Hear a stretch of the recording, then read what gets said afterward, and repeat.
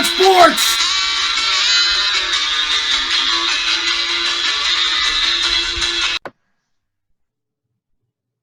All right, we are back. We're back. Mr. Fletcher had his Bermuda shorts on. Did we get any tan down in Florida? Oh, I did. I'd show you tan lines, but I don't know you guys well enough. Remember, we're NC-17 too. So. Indeed. Well, the tougher Gary Kinn was at a beach at like 30 degrees. Yeah. It's more conducive to your style of beaching, isn't it? Yeah. Well, it's football season, so you got to tough it out. So There you go. my partner loves the location, so we go there from 15 degrees below to 100 above. So I know. She always says she eats half her meal, and then you eat yours and half of hers. Pretty much. All Much. right. I'm an animal. I'm a huge animal. So. Respect. That's why the marriage works, Gary. That's why right. it works. What's that, Chris? That's why the marriage works. Ah. Oh, man. Yeah, that might be one of the reasons. Yeah. It's all about portion control. All about portions. That's right. Now, do you actually like this food she shoves on you, or are you just eating it out of mercy? No, it's funny. Jersey Shore does not have a lot of great food. You would think it would because it's really costs a lot, and you got a lot of people from big cities that go there. But Cape May's food's fantastic. I mean, she likes that, so that's one of the reasons we Right. like it. So really, really good restaurants. A lot of good restaurants. Good. It's a cool place. So. Good. Well, Thanks for asking. It looks nice. Well, we're going to I go to do the random. same thing there that I do anywhere else. I mean, I still watch all the same stuff, and she enjoys the rest of it. So, Oh, man. I can't get anything on the random generator. Oh, a null name generator. Go. Okay. I like this. Right. All right, Gary, between 1 and 10. 5. 1, 2, 3, 4, 5. Okay, you are Gary the Gork Soot Grinder Kinn. I'll pick number 5, Fletch. I'll pick number 2. Yeah, you are Chris the Rareg Molehead Fletcher. Now pick a number for me. I'm going to celebrate the prisoner, and I'm going to say number 6. Number 6. Probably The Dryzak Sweat Eye. Wait, did you dial up the Polish or Russian wrestling I federation? went to a random generator, which was a null name generator. The hell is that? I don't know. That's some kind of science fiction, something I knew nothing about or something. Well, the next one is a Methoesian name generator, which you would have been Augelius. But you would have been Achik, and I would have been Clement. Sometimes the generator knows all. I guess. That's it. Sometimes it does. Well, I'm proud to report in the week we've been off that Pitt won a football game without having to build a 35,000 seat on-campus facility and without firing Pat Narduzzi. I have never seen. I don't get it. I mean, this team he's starting to build that defense where he's going to be on the cusp of a top 25 every year, which with what they spend in the program, that's about where you can expect. I mean, that's not a bad. Isn't that what we wanted? I know, but I'm confused. I don't understand. I look at this thing, and every week I go on it after they win, and everybody wants to fire Narduzzi because we're not winning by Alabamian scores. And then it always comes down to the 35,000 seat stadium where there's no room to build a 35,000 seat stadium. But regardless, it's been a nice year. It was unexpected. Most of the prognosticators had them winning five games maximum, and at 6-3, and bowl eligible, Dave. Yeah. Bowl eligible, and realistically, I think they should win 2 of their last 3 games to go 8-4, which is a nice season for. Again, on the heels of last one. Yep. Exactly. I agree.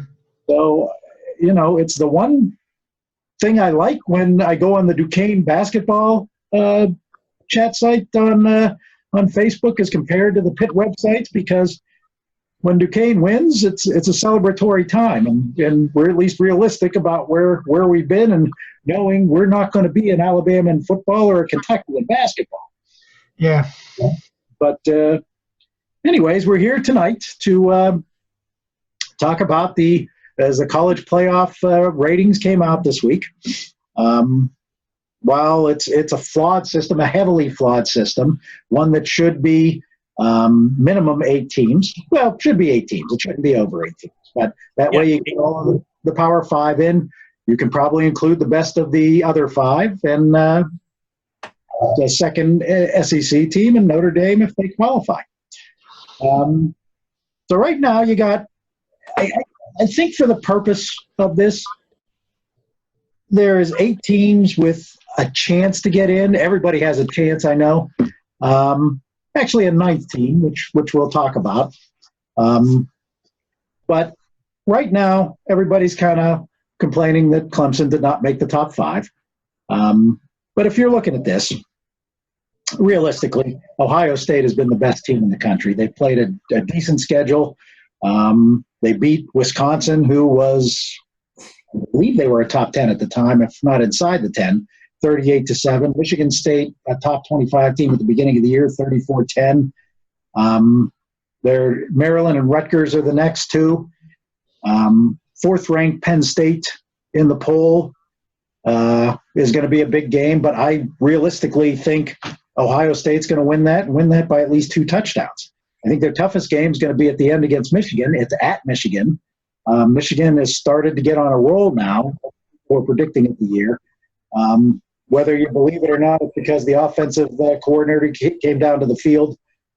They are playing very good football, probably second best in the Big Ten. But with the way Ohio State's playing, I don't see it happening. I see Ohio State gathering that number 1 spot. If Ohio State beats Penn State, Penn State's not going to be in the playoff, even with 1 loss, because they're not going to go to the Big Ten championship. They don't have the resume to still nudge in as a second Big Ten team. They got 2 tough teams. They got Indiana and Rutgers, which they should roll over. They're playing a tough Minnesota team this weekend at Minnesota, who, while they're not getting respect at this point because they played some soft teams, not so dominant manner at the beginning of the year, but they're in a nice roll right now. Penn State's favorite, I'm not sure they get past that game. And if they do, they don't get past Ohio State. So I don't see them making it in. They're going to have to run the table and win the Big Ten to make the playoff, even though they're 4th. LSU, I think, they've got Bama this week. I think that team has clinched a spot in the playoff, whether they win the SEC or not. After Bama, you got Mississippi, Arkansas, and A&M. So you're going to go to the SEC championship undefeated. You've beaten number 12 Auburn, number 10 Florida, Texas when it was a top 10 team. That's a quality team. They're winning a lot of close games, though. Bama's had a soft schedule. And quite frankly, I don't know what you have there. Tua, I believe, is still injured. I think he's gone for a little bit of time. But you got LSU and you got Auburn to end the season. I mean, Mississippi State and West Carolina, you should beat easily. But I'm not sure if they don't beat LSU and win the SEC championship, I don't think they have the schedule to go in as the second team.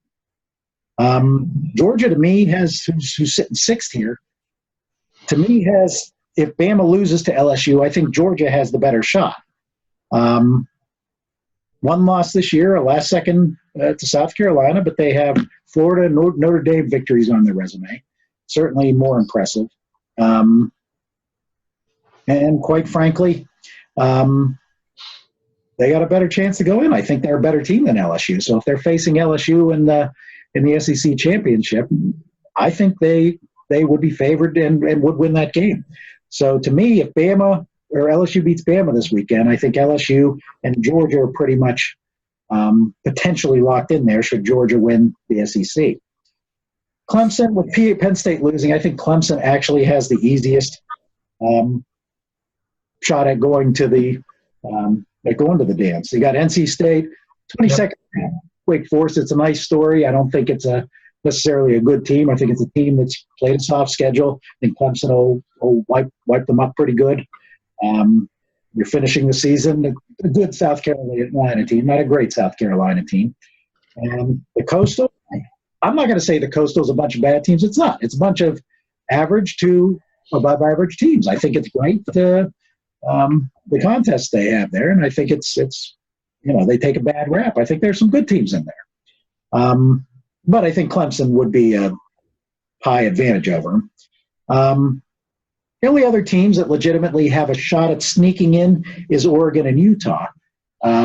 Whoever wins provided they both win out, which Oregon will face Arizona State and Oregon State. They should win out. Utah faces UCLA, Arizona, and Colorado. They have a better chance of winning out. And then, of course, whoever wins the Pac-12 between the two of them in the championship. But for that to happen, they're going to need some unforeseen things to happen, like Clemson losing, like, Bama maybe getting upset by Auburn and losing to LSU, or winning the SEC. They can sneak in there. So for all intents and purposes, there's 6 teams that most likely have a shot at the 4. The only other team I'm going to mention as the 9th, if Minnesota is for real and runs the table, that would include a Big Ten championship win over Ohio State, and that would include a victory over Penn State this weekend. Mm-hmm. They will get in. You can't keep them out at 13-0 with wins over Ohio State and Penn State. I believe at this point. So that's the only other team worth talking about. The rest of them have virtually no chance of getting in. In fact, I think it's a exercise in futility to actually rate past the top 10 or 15 when you're dealing with this. And college football, as we know it, is a sport that's really about 5 or 6 teams deep that can win a national championship year in and year out because of what is spent. Fletch, what are you looking at when you see this coming up? Well, Dave, I can't argue with much of anything that you said. I think that Ohio State with those wins over Wisconsin, I think they were 13th at the time, and number 20 Cincinnati. Those are 2 good wins. If they beat Penn State, which I agree with you, they should.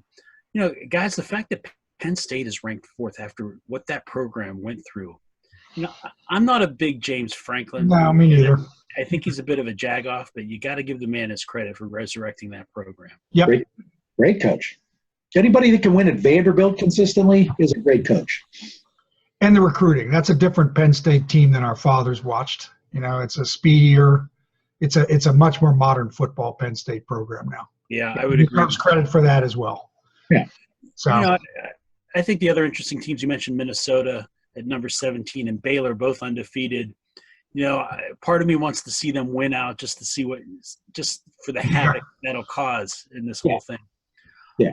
But you mentioned some of the lower legs of that top 20, and here's something that's really interesting. Wake Forest was one of, I think there were 11 Power 5 programs that had never been in the CFP program, in the CFP rankings, and now Wake Forest is, with their 7-1 start. So what that means, gentlemen, for an ACC team, ACC league that gets maligned a lot, it's the only conference that's had each one of their teams ranked in the playoff era in the Power 5 conference. They're the only ones that have had all of their teams make the top 20. That's impressive.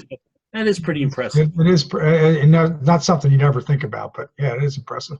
The other team that cracked the rankings for the first time was SMU, and talk about a program that was pretty much left for dead. Yeah, see them come back like that's a nice story as well.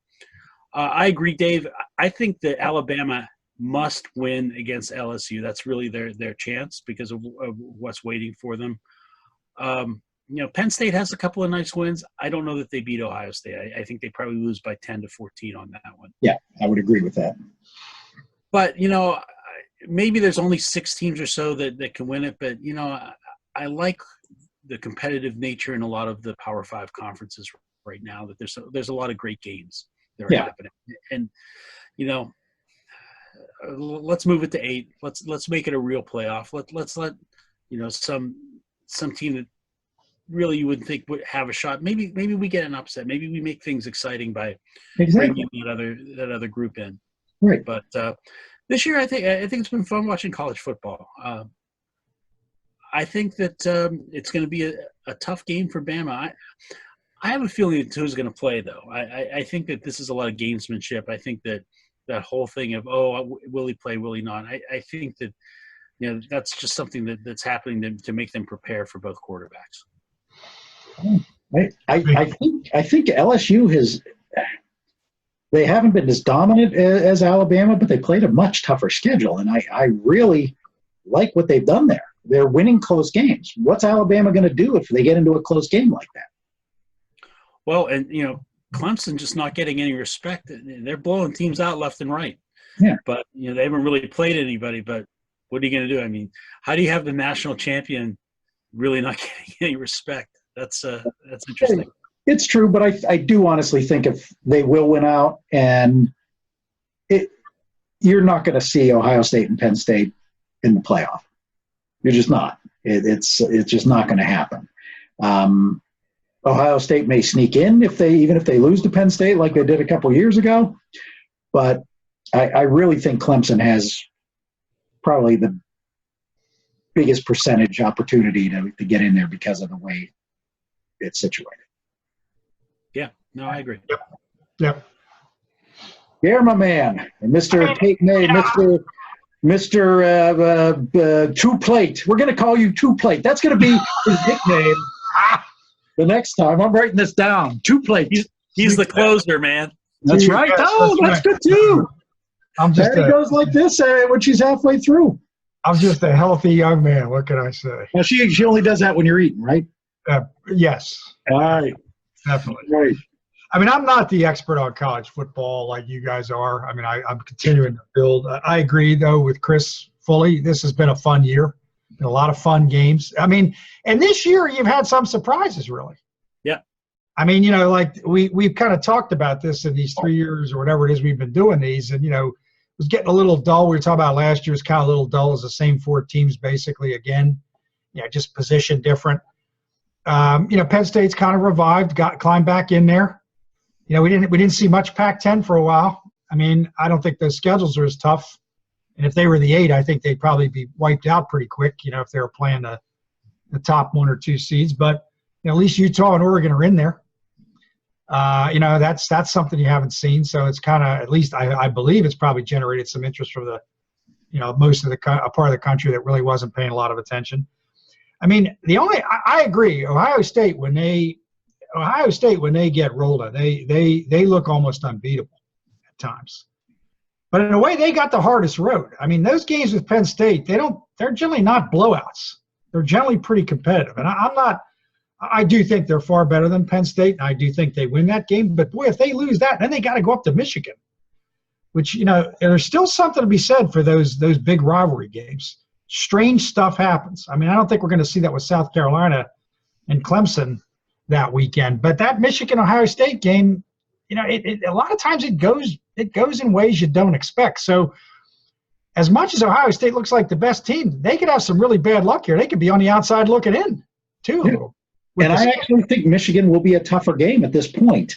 I think you're right. But I also think that this Penn State team is not as good, I think, as any of those other 4 or 5 teams in that top 7. But this is a different Penn State team, and, you know, the schedule's not as good, but I don't know. I mean, that Ohio State-Penn State games also had a lot of weird outcomes in it. Yeah. And closer games than you would expect. Right. Don't get the sense it'll be the case this year, but, boy, you could see Ohio State losing 2 of these 4, and they're the odd one out. As you say, Dave, kind of agree with just about everything you said. Georgia could slip in there, you know, or something like that. So I think Clemson clearly has the easiest road. You know, they're probably in there. I mean, the thing about this LSU team that surprises me a little bit more than some of the other LSU teams is they throw the ball. You know, they've always had some pretty good skill positions, but boy, they really got him now. And this kid can really throw the ball. You know, he's running around, and defensively, they're better than they've been in a long time. Right. So, I mean, I think from a fan standpoint, I'd love to see them dump Alabama. Alabama may be in this mix anyway, and they may end up colliding again, you know, in that first round, you know, in between the holidays there. Because I could see Alabama, if they lose, falling to fourth or slipping in fourth. And unless if they win the table being number one, they could collide again. I mean, but there's just Alabama's just had such a dominant run here. These players do change more than you see in pro football, but you've got the same coaching staff. You know, you just wonder if it's a close game, are they just much more used to being there? I could see that happening. As much as I don't want to see it happen, and my buddy here in Jersey he grew up in Baton Rouge, and he spent his childhood growing up watching LSU football, basketball, and baseball, so I don't want to pick against him because he's a big dude, and he'll wipe me out.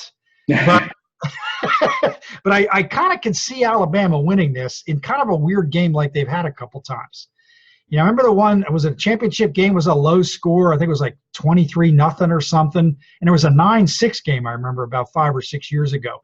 Sometimes they have weird games against each other. And I could see them slowing down, whether Tagovailoa is in there or not. I could just see them slowing them down a little bit, maybe creating some turnovers.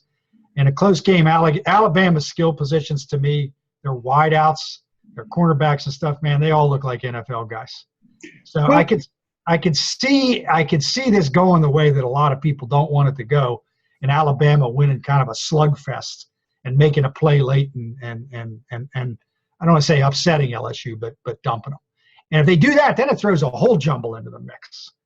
You know, LSU may still make it. They may end up being fourth, but they could also slide out of there in some other, particularly if some of these other, I don't want to call them upsets, but these rivalry games result in an unusual victory. So, I mean, if I had to pick today, I'd probably pick both Alabama and LSU to make it, Clemson to make it, and Ohio State. But on the other hand, I would love to see either, you know, Utah or Oregon, one of the two, or maybe both run the table and one of them slip in there. But it's almost like some of these baseball or hockey playoff situations. They need so many things to go right. Right. For that to happen. I just don't see and I don't see it happening. It's not going to happen. See, I think a close game this weekend, as I said, to me, it actually, to me, would favor LSU because of what they've been through this year. Definitely a better schedule. There's no question about it. Some better wins. And why is Alabama playing Western Carolina or whoever the hell? I mean, can you believe that? Like late in the season. To me, they ought to do something about that kind of thing as you get late in the season like this. Yeah, and it schedule. But I just LSU has been kind of a fun team to watch, and it definitely they've found ways to win late, and to me that's the one thing that I think might actually hit Alabama in reverse, because I don't think this is as good an Alabama team. No, I don't either. I agree. I mean, it's not quite as dominant as some of the ones they've had over the last decade. I agree. And if he's compromised at all, if Tagovailoa plays, he's compromised at all. That's a big factor because, you know, LSU's they're quick on both sides of the ball. So, you know, I mean, I'm hoping they do. I just think it would be good for college football a little bit if Alabama's under some duress here. Yeah. You know, they've won so many, and I think it's kind of taken some of the interest away for the casual fan. It'd be nice to see some other helmets in there. And I think you'd want them in the mix because it would generate some attention. But having them in the mix as an underdog would I think, help the sport and its overall business a little bit, in my opinion. You don't get – I mean, the ratings for the national championship playoffs have never been stellar as they hoped. In fact, the last few years they've started dropping because it's not exciting. Right. People are tired of us. Yep. But what the presidents have up their ass, and they're probably not incorrect, is just the interest of the bowl system. I think they're so afraid they're going to destroy the bowl system if they put more teams into this. And I would disagree wholeheartedly. Me too. Because it's not just the football. People go to the Rose Bowl because they're Big Ten teams of the past and Pac-10. You go to Rose Bowl because they want to go to California around the holiday, want to see the Rose Bowl parade. You go to New Orleans because it's New Year's Eve, Sugar Bowl, it's a game. The game is part of it. It's not the only thing. I don't think it would hurt the Major Bowl. No, I really don't. And I, as a Pitt fan, I want to see Pitt in a bowl game. I don't care if, I'll be more apt to watch the playoffs if champions are included, and it's not just a bullshit. These are the 4 teams who I think who people will look at. The other year when Penn State wins the Big Ten championship, it was a slap in the face to just about every conference team when you choose Ohio State, who Penn State beat. Yep. To go instead of them. That was a slap. That shouldn't be. Yeah, that's right. Right. So I don't think the presidents want the playoff. I think they like the way the national championship went because it probably meant more money to them. Yep. But if you're going to do it right. Yep. And that's the greatest thing. And you mentioned the health. Both of you mentioned how exciting college football has been. You take away the 8 money powers in the game, and from number 10 to number 35 or 40 is not a huge difference. There's more difference between number 12 and number 10 than there is probably number 12 and the next 28 teams behind them. Yep. And I think it's a great game, other than the fact you're top heavy with those teams that, are very difficult to break because there's nothing controlling them. I don't know how you'd control them. It does feel like the gap's shortening a little, though. Now, it may have just been an exciting year, and as you say, Dave, there were 30 teams that were fun to watch, competitive, and some upsets regularly. But it does feel like the gap's getting a little smaller. I don't think it's closed by any means. Yeah, I think the SEC in particular and the Big Ten have huge financial advantages. Right. But you're starting to see some Big Ten teams making some inroads. Like you guys were talking about the Gophers. Other teams are starting to make some inroads. Now, can they keep it going? Well, that's what you hope. That's the thing. You're going to see this weekend how good Minnesota is. And after this weekend, you're going to see how good Minnesota is playing number 18 Iowa. And then 2 weeks later, you're going to see how good Minnesota is playing 13 Wisconsin. They've gotten here. They played better than we've expected. But they're not ranked in the top 10 undefeated for a reason. Right. Right. Go ahead. Through all of this, you mentioned Pitt. Pitt is that team you don't want to play. No. If you're a power, because nothing good can come from that. They have that knack of pulling at least one of those big upsets a year. Right. They should have beaten Penn State. Yeah, I thought so. I think they outplayed them in many ways. I think there was just, they cracked at the wrong point. Right. And there's a difference between what they had under Christ and Hackett at the beginning and how they are now. If you are running a team, you're not quite a top 20 team and you're winning games with high offenses, you may pull off a big win, but it's not going to be as constant. When you have a defense like that, you're in every game. Yeah. And that's exactly Miami as well. That was a tough loss. Yeah. That one, because I could have seen them finishing the season with 2 losses if they win that Miami game. Yeah, absolutely. Agree with you wholeheartedly. So realistically, they're not far away from an undefeated team. They should have beaten Penn State. I thought they were the better team after the first few minutes. Definitely on defense. Definitely on defense they were. Just saw that there's a good chance Tua's going to play. Saban just announced that. And the Virginia game, you're winning at the half. I just think I understand why the ACC did it. It was smart business, but that's where this year is where Pitt needed a Delaware at the beginning of the season to try. You had a completely new radical offense that you were trying. And you're doing it with a kid who I love his guts. I love his enthusiasm, but he's just not the talent enough quarterback to get you to the next level there. But he playing Virginia in that kind of atmosphere with a new offense probably wasn't to their advantage. In fact, I think they would beat Virginia if they play them in the second, third game of the year. I agree. When you have a good defense, You get a few fluky things here or there, you can win 11, 12 games. I like what he's doing. Me too. I don't understand. I mean, there's been a number of things in Pittsburgh from afar that just don't make any sense to me. The criticism of him. I'm sorry that, the environment isn't quite what some people nostalgically have in the 70s. You look at those pictures of those great Pitt teams in mid-70s, there's a lot of empty seats. I was there. Lots of empty seats. In 76, I was there 3-4 games. In the other year, when we went to Duquesne, I was there just about every game. People forget that. I'm telling you, except for Penn State, West Virginia, and Notre Dame, it was half empty, and those were national championship contenders. I agree. And I think before I met you guys when I was a freshman, I didn't know as many guys, people. I went to a few games. I was surprised how empty it was because on TV, and I'm thinking the Dorsett, those Pitt teams in the late 70s where it was pretty full. But by the time I got to be with Marino and some of those other guys, it wasn't. Yeah. So, people have a tendency to see what they want to see and remember what they want to remember. But I don't understand. There's been some stuff in Pittsburgh that just confuses me lately. I think it goes back to what Chris has said a couple times. People just spoiled there.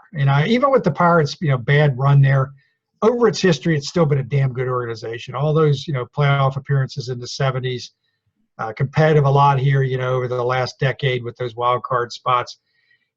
People just don't really understand that some cities never win at all, never even get close. And some of the criticism of the move to hire was it Williams, the guy to take over the Pirates? You got to be kidding me. Don't talk out of both sides of your mouth. From a business standpoint, the Pirates clearly have some issues. They got some issues in public relations. They got some issues in player development, internal organization. This guy was with one of the best organizations in professional sports for 25 years. Right. Straight playoff. Give it a chance. The other smart thing they did is hiring an outside search firm for this because he doesn't have those connections within baseball. It's going to stop them from making a stupid retread. Exactly. Yep, of someone who is a friend of a friend or something like that. That goes out the door with this move. It's going to take a little bit longer, but I applaud the move. I really do. No, but as a sports city, though, some of this criticism lately I'm hearing away from Pittsburgh, and like Dave, you and I've talked about this, is back off a minute. Think about this for a minute before you say, oh, that doesn't make any sense. Oh, we're not doing this right. Or, Steelers don't have a clue. Well, the Steelers lost two of the – I hate their guts, both of them, as individuals, but they lost two of the most talented players in the NFL on the offensive side of the ball. You're going to have a little bit of a slip back, and you lost a franchise quarterback. Yeah, the fact that they're 4-4. Take a breath, right? And they're going to be in the hunt anyway. Hey, Tomlin's a screw-up, and they were just lucky to win those games. Oh, yeah. He won them with Powers players 10 years ago. Come on. Of course he did. It's stupid. I had a guy tell me that he doesn't count this as because, basically I'm saying you got to give the guy respect. He's keeping this together. Unbelievable. Totally agree. And he's saying, well, they wouldn't have won that game if not for the interception and a missed field goal. Well, you could say that in every game. You say that in any professional athletic event of any kind? You put a nice defensive back in Fitzpatrick in there who's going to make those plays. And you've coached them to look for such mistakes by them. That's part of the game. It's not lucky. It's not a lucky play. He made a hell of a play. But talk about a hell of an acquisition. Already paying dividends. Just incredible. Well, you put that on the press, who's the ones that saying, they came out and said, well, Williams doesn't know anything about baseball. How's he going to hire a general manager? Well, there's your answer. He made a smart business decision to bring in something. That's, to me, makes me feel better about who they put in that position.